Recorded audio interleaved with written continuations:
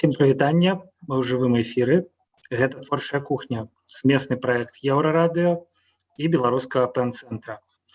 Гэта ўжо чацвёрты раз, калі мы збіраемся, так бы мовіць, на сімвалічных кухнях, хаця падобна да таго, што наша сённяшняя госця, гэта выдавец і перакладчыца Надзея Кандрусевіч, такі знаходзіцца сапраўды на кухні.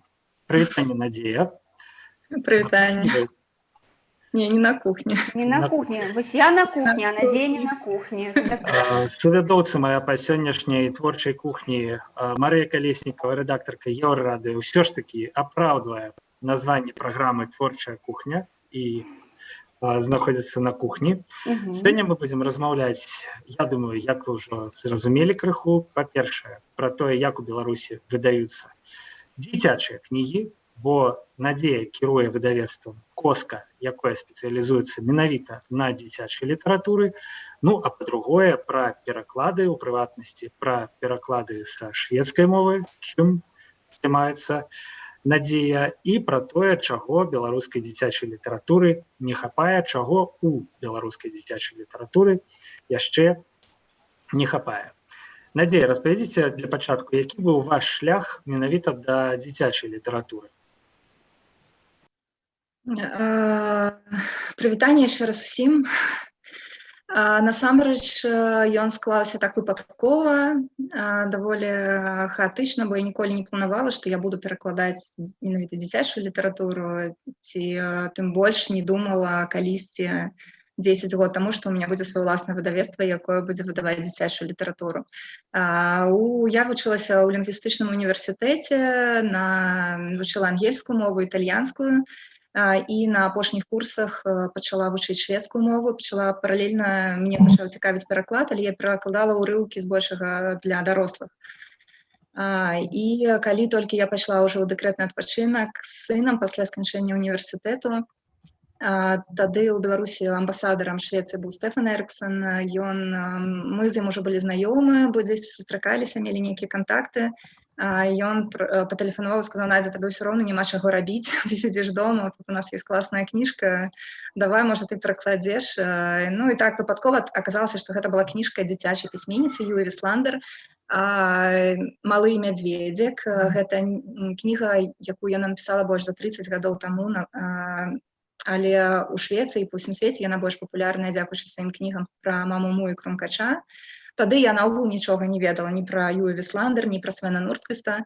Гэта кніга «Малы мядзведзік», яна складаецца з частак, там, напэўна, 20-25 частак. Маленькі хлопчык апавядае свайго імя перад сном свайму мядзведзіку, што з ім здаралася на працягу дня.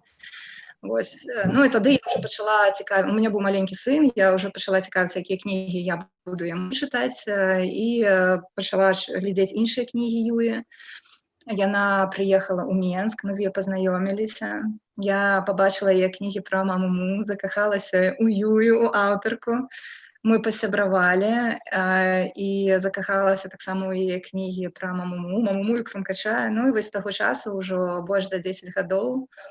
Майму сыну зараз 11, я так адлічваю. Колькі яму, столькі і часу. Даволі традыцыйны такі шлях да дзіцячай літаратуры. Беларусы запаўняюць сабой тую пустату, якая ёсць вакол іх, таму што больш ніхто гэтую пустату, у прынцыпе, замест іх не запоўніць. Два складнікі. Гэта «Сваё дзіця» і Стефан Эрксон. Чалавек, які добра валодае беларускай мовай, хаця і з'яўляецца замежным дыпламатам, у прынцыпе, як і шмат хто з замежных дыпламатаў мог бы яе не вучыць, але вывучыў, і дагэтуль час ад часу, калі здараецца нагода з беларусамі паразмаўляць, на ёй размаўляе. Як вы думаеце, калі б вы яго не сустрэліся, якой бы вы мовы перакладалі? І, дарэчы, акрамя шведскай, ёсць нейкі досвед? Акрамя Стэфана яшчэ у меня была такая дзіцячая, я думаю, тут неяк усе пазлы склаліся ў адну агульную карцінку, таму што яшчэ ў дзяцінстве мы вельмі шмат на бацькі з маёй сястрой чыталі шмат Астрыд Лінгрен твораў па-руску, яны тады не былі перакладзеныя на беларускую мову. і тата часам перакладаў урыўкі, ну, бо ў мяне бацькі беларускамоўныя, яны размаўлялі з намі па-беларуску, і я, ну, так уже напэўна падсвядома дзесьці хацела б перакласці Астрыд Лінгрен на беларускую мову. Ось, ну, калі я ўжо вывучыла, у сэнсе скончыла універсітэт і пачала займацца перакладамі, ўжо з'явіліся пераклады Астрыд Лінгрен, бо ёсць пераклады пра Карлсона кніг былі ўжо на той час і пра Піпі доўгую панчоху. Таму, ну, мне хочацца верыць, што я б усё роўна перакладала са шведскай мовы.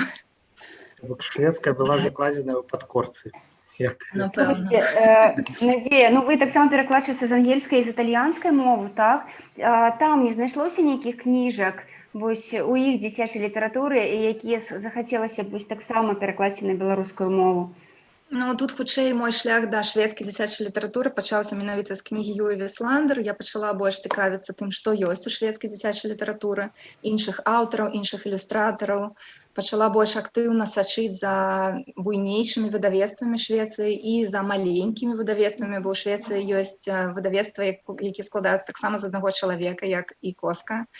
Вось там выходзіла, напрыклад, кніга Сары Лундберг «Птушка ўва мне ляціць куды захоча». Гэта кніга выйшла ў маленькім выдавецтве, якім кіруе дзяўчына Дженні Франке. Яна адна ў гэтым выдавецтве вось выдае тыя кнігі, якія яна любіць. Таму і хутчэй праз гэта я пачала для мяне проста адкрыўся неверагодны свет, багаты. Я правда лічу, што шведская дзіцячая літаратура яна зараз, ну, адна з самых багацейшых і цікавейшых у свеце, бо потым я на працягу апошніх гадоў я шмат езджу па розных кніжных кірмашах, напрыклад, у Франкфурт, ці у гэтым годзе мусіла ехаць у Балонію на дзіцячы кніжны кірмаш найбуйнейшы, але за пандэміі у мяне куча паездак такіх працоўных проста скасавалася, менавіта такіх цікавых.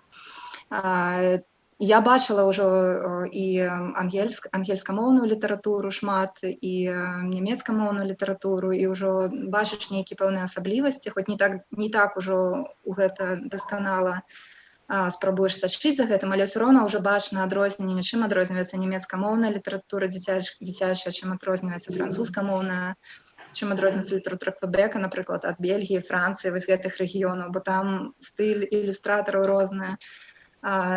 Чым адрозніваецца скандынаўская літаратура, я маю на увазе не толькі шведскую, але і фінскую, нарвежскую, дацкую літаратуру. Ты ўжо пачынаеш чым наша літаратура адрозніваецца бліжэйшых нашых суседзяў, чэхаў, палякаў, бо там таксама вельмі шмат цікавых і аўтараў, і ілюстратараў, пра якія проста мы не ведаем.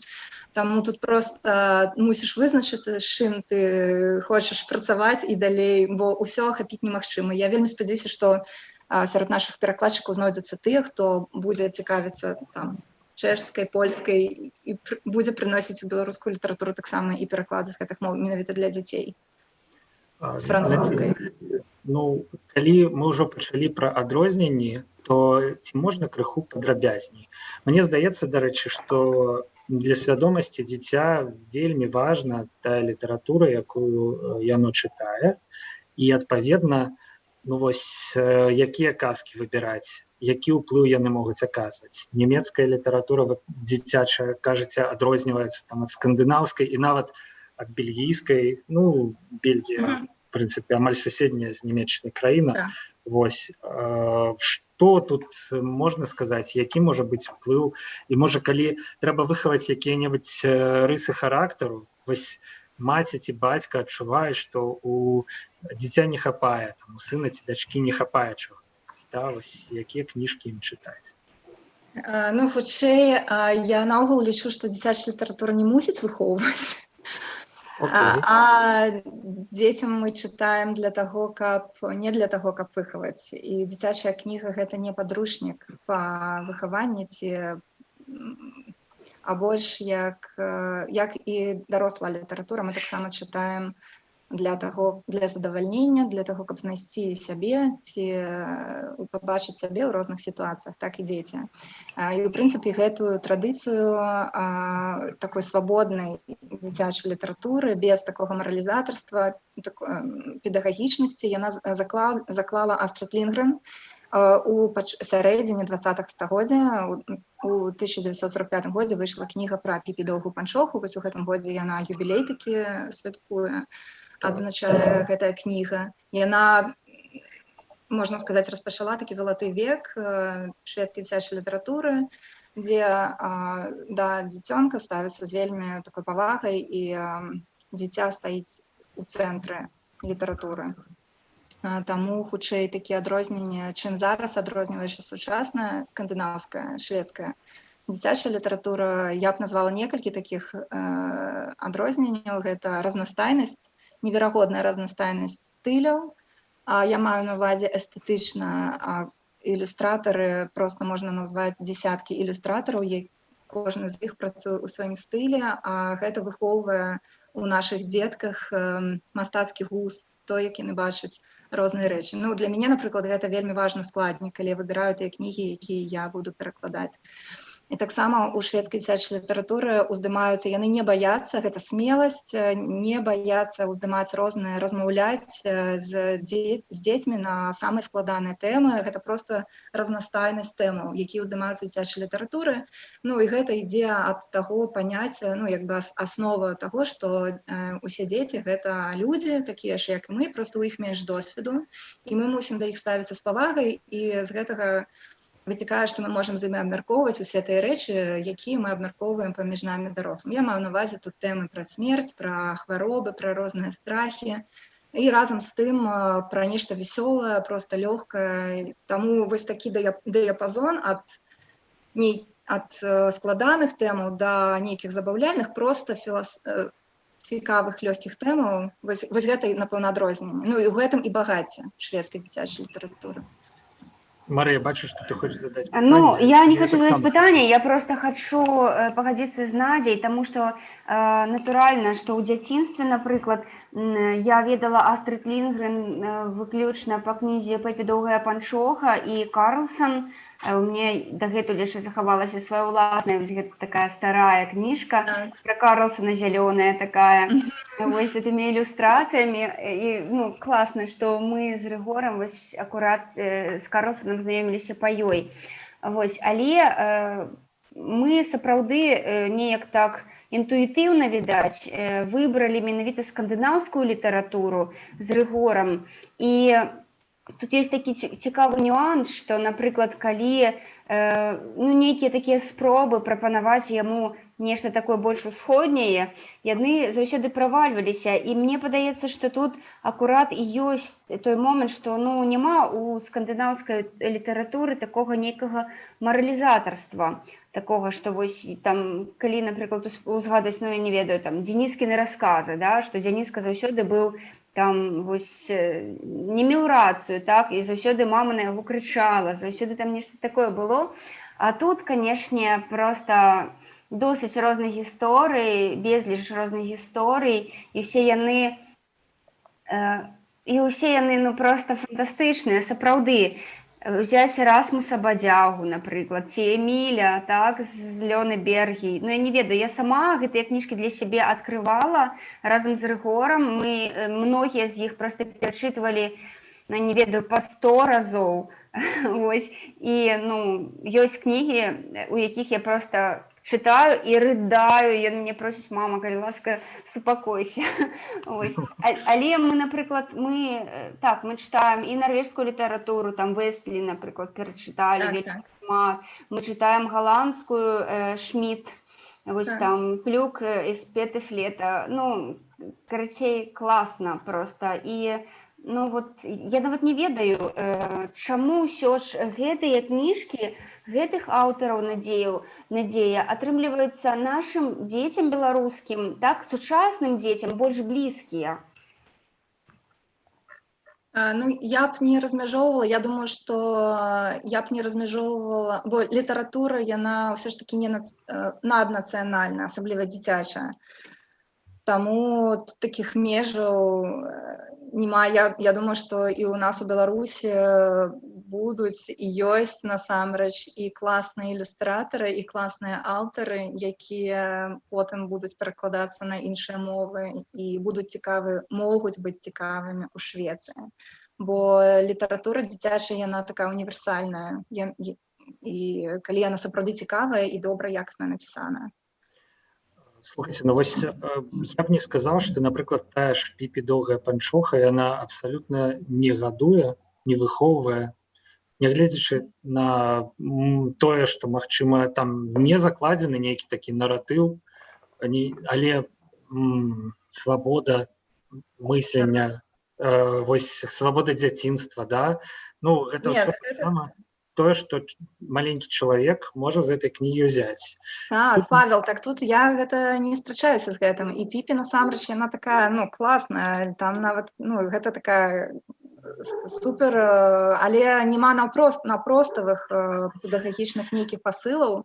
Рабі так, і ты будзеш такім. Ну да, я вось адразу прыгадаў нямецкую сказку. Прабачце, перабіў, але часам праз Zoom гэта здараецца, да, потому што вось мы не бачым адно аднога. Я прыгадаў, падумаў, якую я ведаю нямецкую казку, прыгадаў адразу вось гэты пра гаршочак кашы, да, салодкая каша называецца, братоў Грым. І так, відаць, тут ёсць відавочная розніца, там ёсць такі наратыў. Вось чалавек сквапны, да яго трапіў гаршочак, ён не мог супакоіцца, і гаршочак заваліўся навокал кашай, так? Тут... Ну, але гэта мы ўжо, як бы, я думаю, што гэта мы блытаем ужо казкі для народных казак, ці для казак гэта, ну, традыцыйна. Ва ўсіх казках ёсць канец, там, пачатак, героі, добрыя, злыя, рысы розныя. Гэта такія асаблівасці менавіта казак. А калі мы кажам пра проста чыста дзіцячы твор для дзяцей, то там, ну, важна, каб не было такога чыста наўпростага пасыла педагагічнага. Бо калі мы згадаем гісторыю, як наогул у Швецыі з'явілася Піпі доўгая панчоха. Не з першага разу выдавецтва, да якога звярнуўся Астрыд Лінгрен, надрукавала гэтую кнігу. І выдавецтва, якое адмовіла Астрыд Лінгрен, вядомая зараз на ўсю Швецыю тым, што яно адмовіла Астрыд Лінгрен. Тое, якое надрукавала, вядомая тым, што яно надрукавала гэтую рукапіс. Было вельмі шмат водгукаў у газетах, пісалі псіхолагі, цэлыя артыкулы крытычныя пра тое, што чаму можа навучыць вашае дзіця Піпі доўгая панчоха. Яна жыве адна дома, не слухаецца паліцэйскіх. Яна такая анархістка, яна паліць, там ёсць часткі, дзе яны на востраве і кажуць, дашліце нам табак, у нас кончыўся табак. Ну і, карацей, такі пасыл, бо людзі былі прызвычайны да таго, што ў кнігах мусіць быць вось гэты вось урок, ну, нешта для дзяцей, што проста відавочна бачна. А у Піпі яна такая анархістка, феміністка, можна нават з цяперашняга часу, калі мы туды глядзім назад, абсалютна актуальная кніжка. Прайшло 75 гадоў, да сей пары яна вельмі актуальна. Я жадаю, каб кожная дзяўчынка, кожны хлопчык гэтую кніжку прачытаў, таму што яна, праўда, пакіне след і дасць дзецям такую свабоду адчуць. Мне здаецца, што з іншага боку у нас ёсць яшчэ такая дзіцячая літаратура, як, напрыклад, Аркадзь Гайдар, якога, ў прынцыпе, нашае пакаленне, мне здаецца, ну, мусіла чытаць у дзяцінстве. Я ўжо не памятаю нічога такога. Сённяшнія дзеці, магчыма, не ведаюць, іх там не прымушаюць, і не стаіць на кожнай палічцы кніжнай гэта Аркадзь Гайдар, там его каманда, мальчишкі-бальчиш, вайсковая тайна і гэтак далей. Ну, але тым не менш, казкі, якія даюць нават нейкую палітычную мадэль паводзінаў, нейкі, ну, вось такі патрыятызм, вучыць самаахвярнасці ў імя чэснасці, да? Ці ёсць зараз такія, ну, потому што Гайдар, ён, канешне, пры ўсёй павазе маральна састарэў абсалютна. Не, ну, у тым жа Эмілі з Лёнеберга там вельмі ёсць моманты самаахвярнасці і проста такіх паводзінаў ад дзіцяці, што, ну, там Паша Гайдар, я табе скажу, адпачывае нават. Ясна. Ну, адразу бачна, у каго ёсць дзеці, а ў каго няма. Апошняе, што я памятаю з дзіцячых казак, это Аркадзь Гайдар. Паша, это не казкі, это апавяданні. Насамрэч, Паша, зараз такія дзеці, што іх, па-першае, не прымусяць чытаць тое, што ім не падабаецца. Па-другое, яны проста не будуць гэтага чытаць. Ну, яны прачытаюць урывак, там, калі трэба штосьці па школьнай праграме, яны прачытаюць у скарачэнні ці так. І гэта, праўда, вялікі камплімент пісьменніку. Я не ведаю, самы вялікі зараз, што можа быць. Гэта калі дзіцёнак чытае, проста не адрываючыся кнігу. Ну, Бо мы хаця б ўсе- ён чытае, прынамсі. Так, ці хаця б чытае, бо зараз так, праблема ў тым, як зрабіць, каб дзеці чыталі кнігу яшчэ. Надзея, дарэчы, у нас заяўленыя ў праграме чытанні, ну, з вашага боку чытанні, з нашага боку слуханні. Вось у жывым эфіры зараз у нашым, ну, прынамсі, мы так планавалі, што Надзея Кандрусевіч зачытае ўрывак з кнігі Сары Лундберг «Птушка ўва мне ляціць куды захоча» у сваім перакладзе на беларускую мову. Ці гатовыя вы зараз здзейсніць гэта? Ну, бо у нас сапраўды творчая кухня, тут звычайна творы так ці інакш чытаюць. Ну так, гатова прачытаць урывак з кнігі «Птушка ўва мне ляціць куды захоча». Можа, я проста крышачку некалькі словаў раскажу спачатку пра гэтую кнігу, пра Сару. Сару Лундберг я пачала перакладаць у 2012 годзе. Яе кнігі пра дзяўчынку Віту белую крэску, дзяўчынка, якая малюе на дарозе белыя крэскі. І там цэлая серыя, 4 кнігі ўсяго, выйшла па-беларуску 2. І я з таго моманту таксама мы пасябравалі асабіста з Сарай, і я пачала сачыць за яе творчасцю, і некалькі гадоў таму я убачыла, дакладней, мне атрымала ў падарунак ад Юі Вісландер гэтую кнігу «Птушка ўва мне ляціць куды захоча». Яна мне дапамагла таксама, яна мяне вельмі асабіста закранула гэтай гісторыі. Гэта гісторыя натхнёна, Сара тут і ілюстратарка, і аўтарка. Яна натхнілася гісторыяй шведскай мастачкі Берты Хансен, якая жыла на пачатку 20-га стагоддзя ў Швецыі.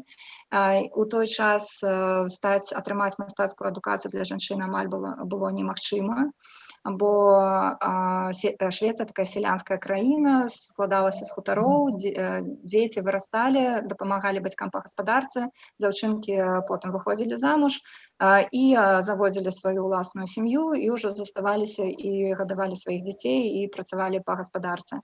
Таму звычайна дзяўчынкі скончвалі там базовую нейкую пачатковую некалькі класаў і ўсё. Тут дзяўчынка марыць пра тое, каб стаць мастачкай, яна вельмі любіць маляваць, атрымлівае гэта асалоду, але яна жыве на хутары разам са сваімі бацькамі. Тата, ёсць у сям'і яшчэ 2 старэйшыя сястры і малодшы брат, то бок 4 дзяцей. У той час у Швецыі была пандэмія, амаль як цяпер, але хвароба была туберкулёз, сухоты. Амаль кожны 4 паміраў ад сухотаў. І цяпер, як Сара, напрыклад, яна прыязджала ў Беларусь, сказала, што сухоты закранулі амаль кожную сям'ю. То бок у мінулым кожнай сям'і ёсць хтосьці, хто памёр ад сухотаў на пачатку 20-га стагоддзя. І ў гэтай кнізе мама Берты, яна хварэе на сухоты, яна ніколі не бачыла маму за дзень. Жыць у ложку, і дзяўчынка думае, што усе яе малюнкі, яна вельмі любіць рабіць птушак з гліны. Яна думае, што гэтыя рэчы будуць дапамагаць маме, дапамогуць ёй выздаравіць, паправіцца. Тата, вядома, супраць таго, каб дзяўчынка ішла вучыцца далей. То бок тут ужо такі канфлікт у кнізе.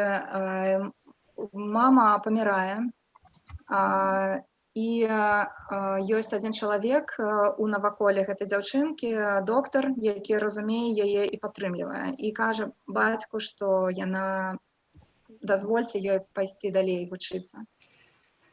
І я хочу прачытаць кавалак з кнігі, які, на мой погляд, такі кульмінацыйны, калі Берта вырашае не слухацца бацьку і такі паказаць свой унутраны пратэст і ісці далей па жыцці за сваёй марай, паспрабаваць, прынамсі, што з гэтага атрымаецца.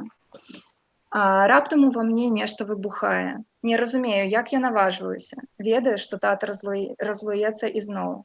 Але я адыходжу ад пліты, бяру кнігу і сядаю чытаць. Ва ўсім доме пахне гарэлым. Хтосьці кліча мяне, але я раблю выгляд, што не чую. Раптам з'яўляецца тата. Ён вырывае ў мяне кнігу, стаіць і злосна крычыць. Я мушу сказаць прабач, але не магу. Я проста упарта шапчу. Я памру, як мама. Я памру, калі застануся тут. Пасля выпадку з гарохавым супам усё мяняецца. Тата маўчыць. Я зноў бягу да вялікай канавы. На дне блішчыць блакітная гліна. Я бяру кавалачак. Гліна лепіцца сама. Я нічога не раблю. Усё адбываецца само па сабе. Раптам рух у маіх далонях. Птушынае сардэчка пачынае біцца. Крылы спрабуюць распрасцерціся. Мне страшна, што я іх зацісну. Я раскрываю далоні, птушка ўзмахвае крыламі і ляціць. Калі я вяртаюся дадому, тата сядзіць у кухні. Ён выглядае вельмі старым. У яго руках мае малюнкі. Я ж думала, мы іх выкінулі. Ён іх захаваў? Берта, кажа ён, асцярожна разглажваючы паперу. Потым падымае на мяне вочы. Я гаварыў з доктарам. Мо не такая ўжо і дурная ідэя, каб ты паехала вучыцца. Мы тут і самі даму рады. Я не ведаю, што сказаць. Ён працягвае мне руку. Яна сухая і цёплая. Я сядаю побач. Ён крыху кпіць з мяне. Спраўнай гаспадыні з цябе ўсё адно не будзе. Дрыжыкі па ўсім целе. Я вельмі хачу пачаць маляваць. Перанесці ўсё на паперу. Не страціць ніводнай дэталі. Неверагодна, але я паеду. Мне страшна.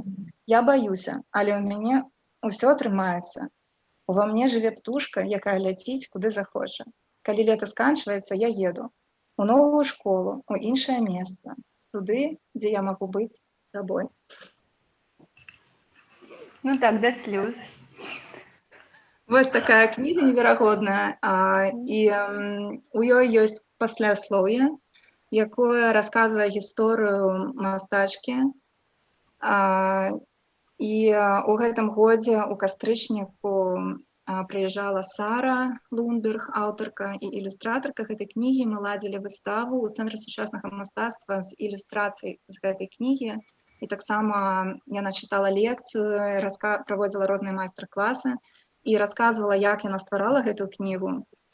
Гэта, канешне, вельмі цікава. Я спадзяюся, яна прыедзе яшчэ, бо ў нас запланавана пасля пандэміі вялікая выстава яе твораў і вялікая выстава ілюстрацый з яе твораў. Бо ў гэтым годзе, у 2019 годзе ў Швецыі выйшла яе новая кніга, якая называецца па-шведску «Дюк Соммар». Гэта кніга Пра лета нешта, так? Вельмі кранальная, вельмі незвычайная тэма, бо ўсё дзеянне адбываецца ў псіхіятрычнай бальніцы. У сям'і хварэе тата, у яго дэпрэсія, і дзяўчынка ездзіць да таты, там знаёміцца з дзяўчынай, якая там жыве, і пачынаецца іх гісторыя сяброўства. Гэта таксама вельмі такая кранальная гісторыя, незвычайная, з незвычайнымі ілюстрацыямі, вельмі прыгожымі. Таксама спадзяюся, яна выйдзе па-беларуску у гэтым годзе ці ў наступным, і мы ўсё ж такі зробім вялікую такую зборную выставу Сары ў Менску. Ну то вось урывак, які вы прачыталі, Надзея, ён вельмі сур'ёзны. Як на мяне, так нават зашмат сур'ёзны для дзіцячай літаратуры, зноў жа ў маім разуменні. Ну так, гэтая кніга, яна для дарослых таксама, для тых, хто любіць незвычайныя ілюстрацыі, такая гэта нават авангардная ў нечым ілюстрацыя. Тут складаны тэкст, у сэнсе складаная тэма на складаныя тэмы. Таму гэта кніга для дзяцей, якія там 9+, 12+. Ужо бацькі самі мусяць адчуваць, у якім узросце з дзецьмі можна чытаць гэту кнігу, але яна ў той жа час, нягледзячы на тое, што тэма складаная і сур'ёзная, яна таксама вельмі натхняльная. То бок пасля гэтай кнігі ты паплачаш і хочацца ўзяць і ісці за сваёй мары, ці ляцець, расправіць крылы, проста ляцець за сваёй мары. Я думаю, што я вельмі спадзяюся, што яна натхніць шмат якіх людзей, шмат якіх дзяўчынак, хлопчыкаў, а проста ісці, знайсці, слухацца сваё сэрца, ну, як бы гэта банальна не гучала, але ісці за сваімі жаданнямі, проста натхніцца гісторыяй. Яшчэ адна вялікая тэма, якую мы мусім сёння закрануць у размове на нашай творчай кухні, гэта кнігавыдавецкі працэс. Вось, я думаю, што як і ў любым іншым бізнесе, выдаваць нешта забаўляльнае нашмат больш, як бы так сказаць, мэтазгодна з фінансавага гледзяшча, чым нешта сур'ёзнае, ну і нават такое цяжкая, як, напрыклад, тая кніга, пра якую мы толькі што размаўлялі. Ну вось як усё ж такі знайсці ў сабе сілы адмовіцца ад нейкай папсы, да, і пачаць займацца сур'ёзнымі кнігамі. Наогул, калі казаць пра кнігавыдавецкі бізнес у Беларусі, хоць гэта і выдавецтва, гэта бізнес. Бізнес мусіць прыносіць прыбытак, то бок грошы. Мы ўсе выдатна разумеем, што калі ты вырашаеш друкаваць кнігі па-беларуску, то гэта ўжо напалову сацыяльны нейкі праект, напалову сацыяльны бізнес. Таму што мы ўсе выдатна разумеем, што ў нас у краіне дзве мовы, не ўсе бацькі гатовыя набываць сваім дзецям кнігі на беларускай мове. То бок гэта пэўныя рызыкі, пэўны выбар, які робіць выдавец, калі ён вырашае рабіць кнігі па-беларуску. Гэта першае. Па-другое, сістэма, сістэма, у якой працуюць выдаўцы, гэта, я думаю, што шмат ужо зараз апошнім часам кажуць пра гэта і выдаўцы, калі ў краіне падатак на кнігі такі ж самы, як і на гарэлку, гэта таксама дадае складанасцяў. То бок людзі выбіраюць гарэлку. Так, прасці, 20% на кнігу і 20 кнігі вельмі дарагія, калі наклады у параўнанні з кнігамі, якія друкуюцца па-расейску, калі адна і тая ж кніга выходзіць па-руску і па-беларуску, то па-беларуску, вядома, наклад будзе меншы, з-за гэтага сабекошт кнігі атрымліваецца большы. Чым большы наклад, меншы сабекошт кожнага канкрэтнага асобніка. Так, калі ў цябе наклад 10 000, то кніга каштуе менш, калі 1000 ўсяго, то больш. Плюс дзяржава, на жаль, не робіць нічога, каб абараніць, падтрымаць дакладней, падтрымаць і плюс абараніць беларускую мову ў такой сітуацыі, падтрымаць беларускіх выдаўцоў незалежных, зменшыць падатак на беларускія кнігі. Гэта першы крок, які можа зрабіць дзяржава, каб падтрымаць беларускую мову. Вось па вашых назіраннях, ці склаўся ўжо вось гэты рынак беларускамоўнага чытача, тых людзей, якія, наадварот, мэтанакіравана шукаюць, чакаюць беларускія кнігі. Ці ўсё ж такі ён яшчэ малы і не можа забяспечыць бізнес такім сталым попытам і абаротам? Так, тут ёсць два моманты. Такія людзі ёсць, якія пастаянна размаўляюць па-беларуску з дзеткамі, якія сочаць за тым, што выходзіць новага, і яны, фанаты проста. Яны чакаюць кніжак, гэта адчуваецца, такая падтрымка, і я вельмі удзячная ўсім, гэта такія фанаты выдавецтва, фанаты дзіцячых кніг. Я ведаю, што яны чакаюць і кнігі, якія будуць выходзіць па-беларуску дзіцячыя, і ў іншых выдавецтвах, і ў Кнігазборы, і Янушкевіч, і ў Коскі. Яны скупляюць усё проста, што выходзіць па-беларуску для сваіх дзетак. Ёсць кнігі, але зараз з'яўляюцца і чым больш, маё ўласнае назіранне, чым больш я друкую кніг па-беларуску, калі іх ужо стала 6, 7, 8, 9, 10, кола гэта пашыраецца. То бок пашыраюцца, ёсць людзі, якія ў жыцці размаўляюць па-руску, і гэта абсалютна нармалёва, калі яны выбіраюць проста гэтую кніжкі дзіцячыя, каб пачытаць дзецям, каб дзеці не забываліся, напрыклад, беларускую мову. Гэта класна. І насамрэч здорава, калі мы здолеем неяк пашырыць гэты рынак і зрабіць так, каб гэты кнігі набывалі як мага больш людзей. І другі момант, сярод тых кніг, які ты выдаеш, ёсць кнігі, якія больш папулярныя, як, Павел сказаў, папсовыя, ці якія, магчыма, сталі ў мяне, напрыклад, такія папсовыя, яны не папсовыя, але гэта кнігі пра маму і Крумкача, ці, напрыклад, кнігі пра Пэтсона і Фіндуса, якія ўжо ўсе ведаюць. Вось, напрыклад, гэта новая кніга, літаральна здрукована. Гэта кнігі, якія, такі брэнд ужо склаўся, іх ужо ўсе ведаюць, іх лягчэй прадаць, яны іх набываюць усе. І за кошт гэтых кніг я магу дазволіць, як выдавец, друкаваць кнігу, якая менш папулярная, аўтар менш папулярная, ці фармат кніг, напрыклад, Лена Андерсон, мы амаль не ведаем гэтага аўтара, гэта першая яе кніжка па-беларуску, Але ў мінулым годзе яна святкавала 80 гадоў у Швецыі. Гэта супер класны, цікавы аўтар, ілюстратар. У яе безліч цікавых кніжак, і гэта кніжка для зусім маленькіх дзетак. То бок у нас такіх кніжак папросту такога фармату амаль не было. І таму такую кніжку прадаць, ну вось такія вось карцінкі тут у гэтай кніжцы. Цяжка нават, ну то бок дзяўчынка застаецца з бабуляй, і яны цэлы дзень робяць, вось што яны робяць цэлы дзень. Ну і нейкія такія простыя словы. Такую кніжку нашмат цяжэй прадаць, просто зрабіць так, каб людзі ўспрымалі яе як штосьці натуральна, бо у нас папросту да гэтага не прызвычаіліся, што гэта кніжка. Таму, калі спалучаць, выдаваць такую больш масавую літаратуру, ці нават яна, ну, але яна ў той жа час, яна адначасова, яна вельмі якасная, якасна зробленая і цікавая, але яна проста больш папулярная. Ужо і ў Швецыі яна больш папулярная, і ў нас яна папулярная, і таксама дзякуючы, што яна была перакладзена ўжо на рускую мову таксама. Мне здаецца, што калі спалучаць, выдавец дакладна ніколі не стане, ну, такім заможным чалавекам. Таму што частку прыбытку, частку прыбытку, які ў яго мусіў бы заставацца ад выдавецтва, выдання вось гэтых папулярных кніжак, ён укладае у тое, што для душы і, ну, для такога, скажем, ну, элітнага чытача, назовем гэта прасунутага, да, не будзем слова элітнага, яно такое крыху, ну, зацяганае, вось, але для прасунутага чытача. Як увогуле з гледзяшча бізнеса, кнігавыдавецкі бізнес, ён дазваляе, ну, хлеб з маслам есці? Ці ўсё ж такі гэта дзейнасць, ну, такая апостальская, да, прасоўванне культуры без, ну, нейкага фінансавага выхаду для сябе?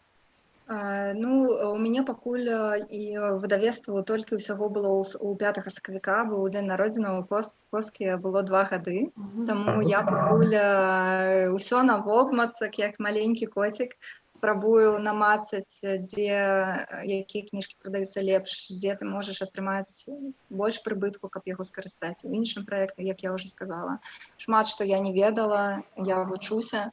Для мяне шмат што новага, таму я пакуль не магу казаць, я магу толькі казаць пра тое, што некаторыя кнігі больш паспяховыя, і я з іх атрымліваю прыбытак, так, а некаторыя не.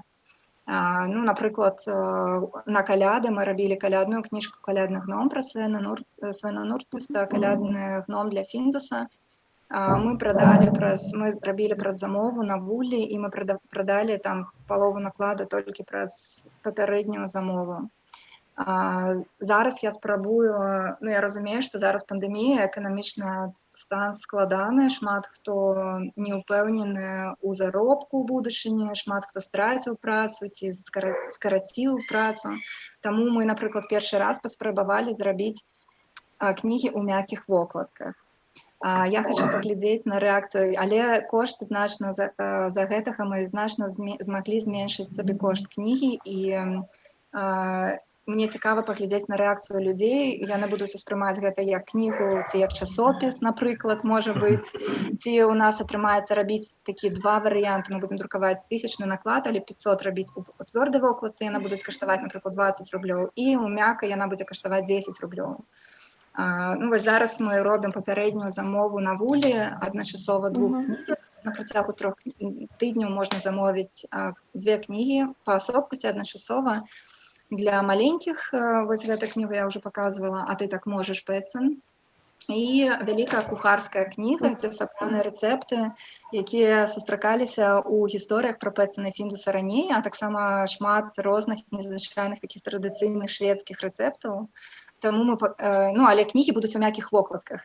І я, шчыра кажучы, бачыла кнігу, адна кніга ўжо амаль надрукаваная, я бачыла, і я трошкі хвалююся, мне цікава паглядзець, якая будзе рэакцыя людзей, бо яна не ў цвёрдай вокладкі. Непрывычная. Ну, яна фармат, мы захавалі арыгінальны фармат, але зрабілі яе ў мяккай матавай вокладцы, яна будзе лёгкая. Ну, паглядзім, якая будзе рэакцыя і як мы будзем далей працаваць.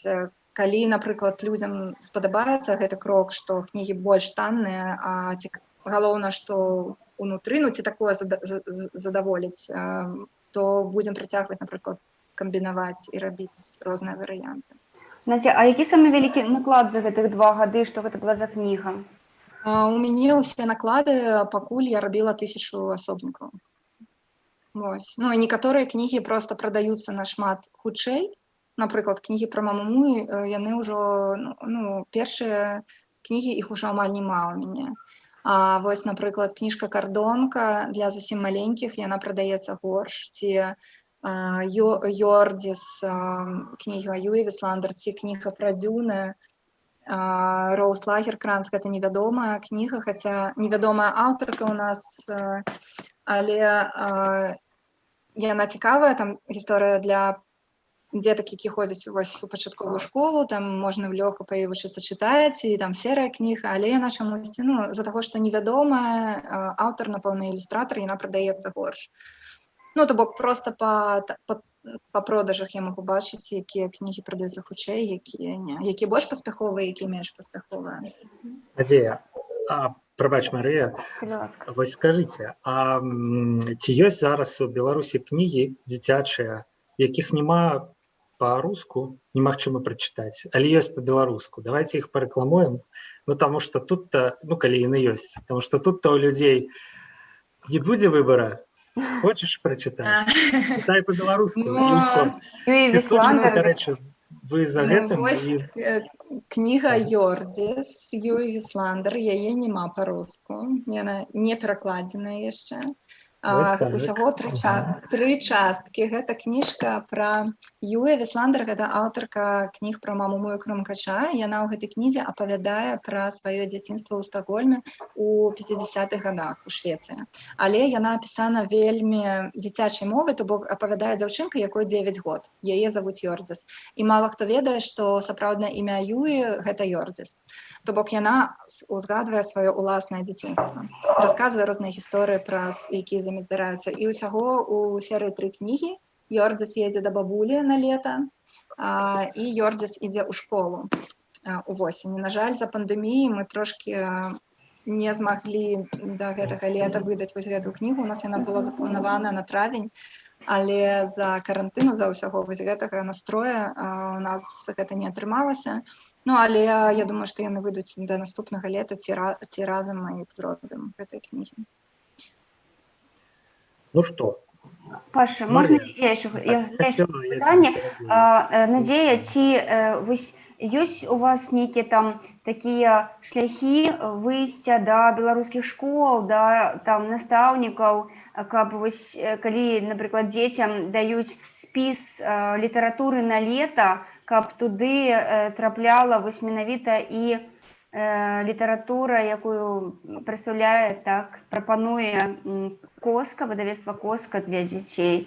Вось ці быў такі момант? Ну, насамрэч, я працую з бібліятэкамі дзіцячымі ў Менску. Гэта звычайныя дзіцячыя бібліятэкі, сістэма дзіцячых бібліятэк. Усе кнігі трапляюць туды, у бібліятэцы. То бок, усе кнігі выдавецтва Коска можна ўзяць у дзіцячых бібліятэках. Усе кнігі майго выдавецтва можна ўзяць у публічных дарослых бібліятэках Менска. І таксама яны замаўляюць актыўна кнігі Коскі. На жаль, па рэгіёнах толькі некаторыя актыўныя бібліятэкары самі дасылаюць замовы, і мы дасылаем. З гэтым складана, бо няма сістэмы такой цэнтралізаванай, з якой працы выдавецтва ў маленькіх рэгіёнах, і няма такой схемы супрацы маленькіх бібліятэк і выдавецтва, таму з гэтым складаней. У школах, на жаль, таксама пакуль гэта хутчэй ініцыятыва прыватныя настаўнікаў, якія ці самі чыталі, ці дзеці ім прыносілі. Ну, напрыклад, мой сын вучыцца ў 23-й гімназіі, там настаўнікі ўжо даўно склалі свой уласны альтэрнатыўны спіс на лета дзецям, і ён цалкам амаль складаецца з перакладаў. Там і Мумі-тролей, і Карлсон, і Піпі. Ну, калі мы кажам пра беларускую мову, там усе кнігі пра маму, пра Пэтсона ёсць, і Віта Белая крэска Сары. Таму пакуль што, на жаль, гэта прыватная ініцыятыва настаўнікаў.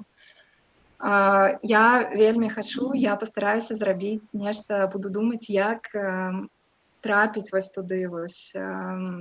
легальна ці не нейкімі акружнымі шляхамі да настаўнікаў. Буду вельмі проста ўдзячна ўсім, хто, можа быць, падкажа мне ці таксама бацькам, якія будуць прыносіць гэтыя кніжкі, перадаваць настаўнікам пра сваіх дзяцей у звычайных, хто вучыцца ў звычайных школах і гімназіях, напрыклад, там кнігі пра Йордзіс, яна цалкам падыходзіць для самастойнага чытання. Ці там кніга пра Дзюна таксама падыходзіць для самастойнага пазакласнага чытання.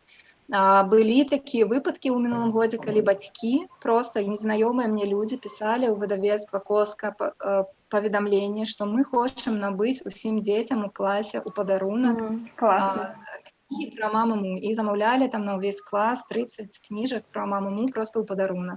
Потым настаўніца казала іншай настаўніцы, тая настаўніца кажа: ой, нашаму класу трэба. І так з некалькіх школ проста вось такім сарафанным радыё одна настаўніца камусьці сказала іншай настаўніцы, і у меня так было, напрыклад, замоў 10 з школ у падарунак ці на каляды, напрыклад, калі замаўлялі дзецям падарункі, ці проста ў падарункі на дзень народзінаў. Ну, мне, дарэчы, калісьці, мне здаецца, я скончыў 4 клас, і так падарылі хронікі Нарніі. Ну, усім дзецям увогуле падарылі розныя кніжкі, і я дагэтуль гэта памятаю, дарэчы, таму што гэты падарунак, ну, ён сур'ёзна паўплывала на маё далейшае жыццё. Ну так, гэта вельмі добрая ідэя, таму што мы можам рабіць таксама такія сюрпрызы. 5 кніг пра маму ў першым класе ў падарунак розных, ты не ведаеш, якую ты атрымаеш. Ну ці нейкія іншыя кніжкі, калі ты выбіраеш, замаўляеш, то... Ну але пакуль, на жаль, усё залежыць ад саміх бацькоў ці ад настаўнікаў. Ну што ж, Марыя, ёсць пытанне яшчэ? Можа быць, яшчэ Надзея нам нешта пачытае? А я вас не ведаю. У нас была дамоўленасць на один фрагмент. На один? Окей, я просто не в курсе. Добра. Але мы можем адступаць ад дамоўленасці. Я магу расказаць трошкі пра планы выдавецтва. Давайте. Выдатна. Акрамя таго, што не атрымалася праз каранавірус, я так разумею, што гэтыя планы проста адсунуліся ў прасторы, у часе. Ну, у прасторы, да, мы з імі пакуль што яшчэ не супалі. Што яшчэ плануецца? Ну, я просто хацела расказаць, што мы зараз такі час у выдавецтва выпрабаванняў, шмат чаго новага, мы спрабуем новае, акрамя таго, што мы паспрабавалі зрабіць кнігі ў мяккіх вокладках, мы яшчэ будзем спрабаваць выдаваць кнігі з іншых моваў. Сёння я падпісала дамову на выданне кнігі з нарвежскай, пераклад якой будзе рабіць Юлія Тимофеева. Таксама на минулым... якая кніжка будзе, прабачце? Кніга Стэн Холля, кнігі гэтага аўтара ўжо выходзілі ў выдавецтве Янушкевіч, Лета Хармана. Гэта іншая кніга, называецца «Неба Анны». Гэта вельмі такая прыгожая, складаная гісторыя, не буду пакуль спойлерыць, але кніга будзе вельмі прыгожая і вельмі такая цікавая, вельмі класная. Стэн сябруе з Сарай Лундберг, яны сочаць адзін за адным, і у меня такая ёсць ідэя, мара, каб сабраць іх, магчыма, разам тут у Беларусі, і яшчэ адну аўтарку прывесці разам з імі, аўтарку, якая рабіла ілюстрацыі да вось гэтай кнігі, Лінда Будестам, гэта фінская ілюстратарка. У меня такая ёсць мара прывесці Сару са Швецыі, Стэна Холля з Нарвегіі, а Лінду Будестам з Фінляндыі, каб яны разам тут зладзілі. Яны ўсе прыблізна ім да 50 гадоў, яны аднаго ўзросту, яны сочаць адзін за адным, яны малююць у розных абсалютна стылях, але вельмі цікавыя, вельмі такія адметныя ілюстратары. Вось, таму гэта такі адзін праект будзе. Другі праект, таксама упершыню мы падпісалі дамову з французскім выдавецтвам. У нас будзе кніга з французскай мовы. Гэта кніга пра... Яна будзе вось так выглядаць, яна ў мяне ёсць па-ангельску. Гэта будзе адразу 2 кнігі. Правы хлопчыкаў, правы дзяўчынак, правы хлопчыкаў, правы мам і правы тат. Гэта кніга, яна такая будзе... Гэта зусім іншая эстэтыка малюнкаў. Французскія аўтары і ілюстратары, усе правы будуць распавядацца з пункту гледжання стэрэатыпаў. Напрыклад, хлопчыкі маюць права насіць доўгія валасы, кароткія валасы, хвосцікі. Хлопчыкі маюць права вучыцца добра ў школе па мовах, напрыклад. Дзяўчынкі маюць права быць добрымі па матэматыкі, дзяўчынкі маюць права быць бруднымі. Ну і гэтак далей, то бок гэта такі дэкларацыя правоў хлопчыкаў, дэкларацыя правоў дзяўчынак і адпаведна мам і тат. Вось, і гэта будуць такія незвычайныя, мы будзем рабіць гэты праект сумесна з фестывалем дакументальнага кіно Watch Dogs, які праходзіць у Беларусі, і там разам з імі будзем ладзіць розныя такія семінары ці майстар-класы для дзетак вакол гэтых кніг. Потым мы ўпершыню, дакладней не ўпершыню, бо ў мінулым годзе выходзіла кніга Дмітрия Строцава «Отец і сын» па-руску у выдавецтве «Коска». Але зараз мы плануем, але тут у нас уже быў гатовы макет, то бок гэта цалкам рабіў праект быў Дмітрия Строцава, кніга аднаго верша. Зараз мы ўпершыню будзем рабіць кнігу самі разам з беларускай аўтаркай, паэткай, перакладчыцай Марыйкай Мартысевіч. Гэта будзе кніга, якая будзе называцца «Мама тут». Для кніга вершаў, не зусім дзіцячых. Яна будзе і для дзяцей, і для дарослых. З ілюстрацыямі Андрэя Пакроўскага. І гэта зусім іншы досвед, бо гэта адрозніваецца ад таго, калі ты набываеш ужо гатовы макет, калі ты ствараеш нешта новае, калі ты працуеш разам з дызайнерам над макетам, калі аўтар бярэ ўдзел актыўна вельмі, і я спадзяюся, потым будзе Марыйка браць актыўны ўдзел і ў прамоцыі гэтай кнігі. І ты ўжо працуеш з нашым беларускім аўтарам, ты хочаш паказаць, што мы таксама класныя, у нас таксама могуць выходзіць класныя кнігі, якія не горшыя за шведскія ці нарвежскія ці іншыя. Вось, таму гэта такія. Потым мы зараз актыўна працуем і да восені спадзяемся, што ў выдавецтва будзе свой сайт. І можна будзе наўпрост прадаваць кнігі, хаця мы зараз вельмі ўдзячныя выдавецтву Янушкевіч. На сайце ёсць аддзел выдавецтва «Коска», дзе можна зайсці і набыць кніжкі па выдавецкіх коштах. Таксама на пляцоўках Сімбаль-Бай нашы кнігі можна набыць, і кнігі Бай, і іншыя ў крамах кніжных. О, Академ кнігі крыху ёсць. Академ кніга ва ўсіх крамах, Бел кнігі, прыватных маленькіх інтэрнэт-крамках, напрыклад, сундучок дзяцкіх кніг, ну, кніжная шафа і гэтак далей. Але у нас будзе, я вельмі спадзяюся, што у нас будзе свой сайт, дзе мы зможам казаць і пісаць пра навінкі, можна будзе наўпрост... Ну, вельмі зручна будзе, насамрэч. Наўпрост прадаваць свае кнігі людзям.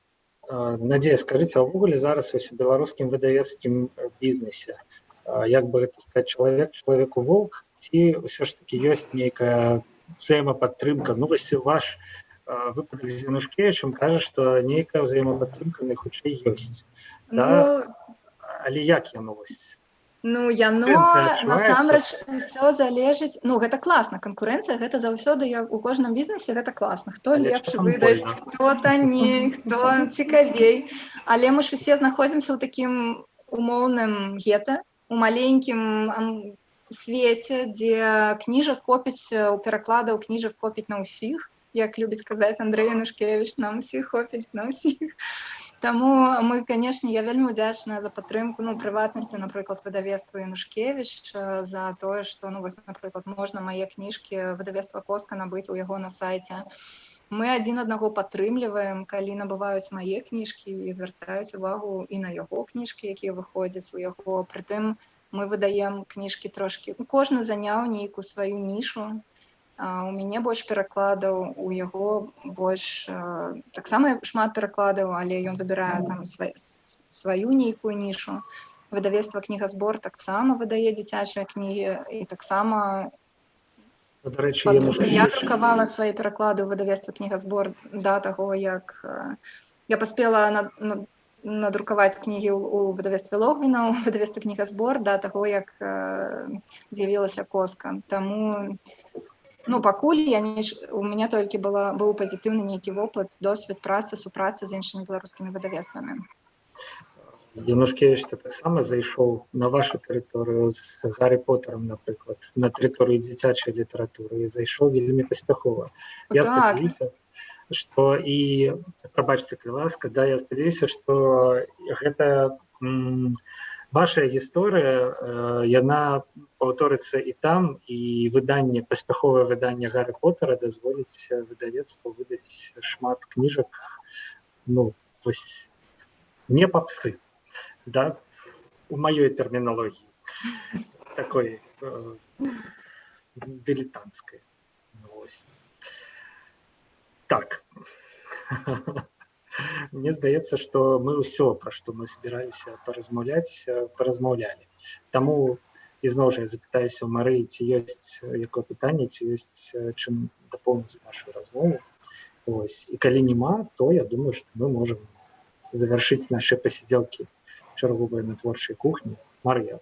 Ну, хіба што у Надзеі можна запытацца, вось, што яна раіць зараз з дзіцячай літаратуры пачытаць вось гэтым самым дзецям, якія зараз нічога не робяць, ганяюцца тут на вуліцы, крычаць, што звярнуць увагу. Ну, насамрэч, я параіла дзецям гуляць на вуліцы і катацца на роварах і вадзяцца. Вось, ну, калі такое надвор'е, класна. Не такое адказу. Рэдкае, так. Але калі ўжо там дождж і зусім сумна, то, канешне, я раю пачытаць і кнігі выдавецтва свайго, Коска, напрыклад, для маленькіх дзетак кніжкі пра маму Муці, пра Пэцына і Фіндуса, для больш старэйшых кнігі Сары, Йордзіс, Маё шчаслівае жыццё, кнігі пра звяроў, вершы Ульфа Старка. Ну, таксама кнігі ўсіх іншых беларускіх выдавецтваў, таго ж Гарры Поттера, ці у Андрэя Янушкевіча выходзіла шмат цікавых кніжак з польскай мовы перакладаў. Лета Гармана, Сцена Холля можна чытаць летам, бо гэта апошняе лета хлопчыка перад школай. Вось. Ну, а так, калі добрае надвор'е, я свайго дык выганяю на вуліцу. Ясна, галоўнае адабраць тэлефон, я так думаю.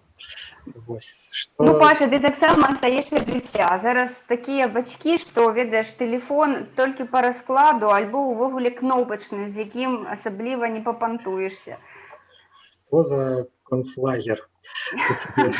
Марыя. Ладно. Сябры, на гэтым скончым. Мне здаецца, што вельмі пазітыўна. Мне здаецца, што той, хто паслухае гэтую размову, па-першае, адкрые для сябе шмат вельмі цікавых кніжак, ну і па-другое, атрымае ўяўленне пра тое, што адбываецца, ну, няхай сабе і вузкім, але тым не менш сегменце беларускага кнігавыдавецкага бізнеса, гэта выданне літаратуры для дзяцей. Дзякуй вялікі Надзеі Кандрусевіч, перакладчыцы і выдаўцу, што пагадзіліся пасядзець з намі на творчай кухні. Гэта была вельмі цікавая гадзіна. Так, дзякуй. Надзея, мне падаецца, пачакай, Паша, што трэба яшчэ нагадаць, каб людзі заходзілі на Улей, правда? І зараз можна падтрымаць акурат кампанію. Так, я вельмі ўдзячна ўсім, хто падтрымлівае у гэты такі няпросты час наша выдавецтва маленькае, бо кожную кнігу, якую набываюць людзі, яна дазваляе нам друкаваць наступныя кнігі. Ну і гэта сапраўды падтрымка, якую мы адчуваем. Яшчэ можна 2,5 тыдні замаўляць кнігі на Вуллі, і 26 чэрвеня мы будзем іх ужо раздаваць людзям. Гэта такія па папярэдняй замове, там кнігі будуць па адмысловым больш танным кошце, потым кнігі можна будзе набыць у крамах звычайных, там, дзе звычайна мы прадаем свае кнігі. Дякую. Марыя, перабіла меня, калі я хацеў падзякаваць табе за то, што ты таксама правяла з намі гэтую гадзіну, ну і сам сабе таксама падзякую, Павел. Дзякуй, Паша, таксама. Так. Дзякуй вам. Ты зараз цяпер ведаеш, што Гайдара дзеці сучасныя не чытаюць. Так, цяпер я буду дзякую, што будуць чытаць мае дзеці, калі яны нарэшце калі-небудзь з'явяцца. Дзякуй усім, хто слухаў нас. Еўрарадыё і беларускі пэн-цэнтр падрыхтавалі для вас гэты эфір.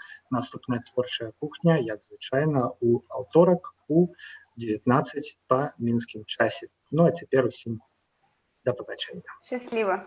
Пакуль.